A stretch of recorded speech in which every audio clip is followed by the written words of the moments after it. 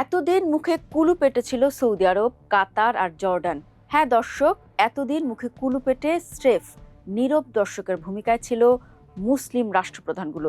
কিন্তু পবিত্র ভূখণ্ডে অন্যায় দেখতে একযোগে সিংহের গর্জন দিয়ে উঠল তারা।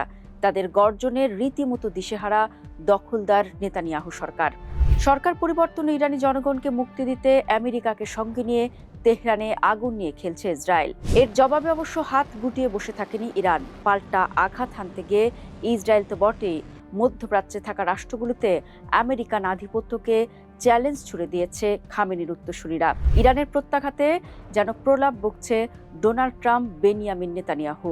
দর্শক, ইরানে অন্যায়ভাবে আক্রমণের পরও আমেরিকা কিংবা ইসরায়েল নিয়ে এতদিন টু শব্দ পর্যন্ত করেনি সৌদি, কাতার, জর্ডানের মতো দেশগুলো। উল্টো তারা ইরানের বিরুদ্ধে দাঁড়িয়ে একের পর এক নিন্দা আর বিবৃতি দিতে ব্যস্ত হয়ে পড়েছিল। বন্ধুর বিপদে সাড়া দেওয়া তো দূর, এহেন কাণ্ডে মুসলিম বিশ্বের নিন্দা করিয়েছে সৌদি, জর্ডান। কিন্তু এবার চুপ থাকেনি সৌদি, কাতার, জর্ডান। মুসলিমদের প্রথম কিবলা আর পবিত্র ভূখণ্ডে ইসরায়েলের অন্যায় গর্জে উঠেছে তারা। দর্শক, সেটি অবশ্য ইরানের হয়ে নয়। তাহলে কেন তারা ইসরায়েলের বিরুদ্ধে গেল? গত 12 দিন যাবৎ পবিত্র আল-আকসা মসজিদের দরজায় তালা ঝুলছে। ইরানের সঙ্গে যুদ্ধে জড়িয়ে নিরাপত্তার অজুহাতে অবৈধভাবে মুসলিম ও খ্রিস্টান সম্প্রদায়কে ইবাদত থেকে বঞ্চিত করছে দখলদার সরকার।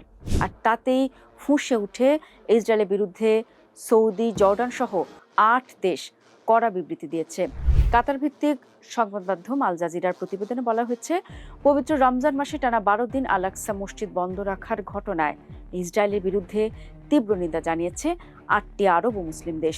দেশগুলো হলো কাতার, জর্ডান, ইন্দোনেশিয়া, তুরস্ক, পাকিস্তান, সৌদি আরব, মিশর এবং আরব আমিরাত। বুধবার প্রকাশিত এক যৌথ বিবৃতিতে দেশগুলোর পররাষ্ট্রমন্ত্রীরা বলেন, পূর্ব জেরুজালেমের পুরনো শহর ও উপাসনালয়ে ফিলিস্তিনিদের প্রবেশে ইসরায়েলের বিধিনিষেধ আন্তর্জাতিক আইন এবং আন্তর্জাতিক মানবিক আইনের স্পষ্ট লঙ্ঘন।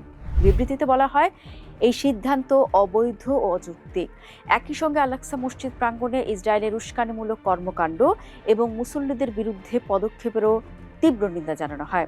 দেশগুলো আরও বলেছে, দখলকৃত জেরুজালেম বা সেখানে অবস্থিত ইসলামী ও খ্রিস্টান পবিত্র স্থানগুলোর উপর ইসরায়েলের কোনো সার্বভৌম অধিকার নেই। আল-আকসা মসজিদের পুরো এলাকা কেবল মুসলমানদের জন্য নির্ধারিত বলেও তারা উল্লেখ করে।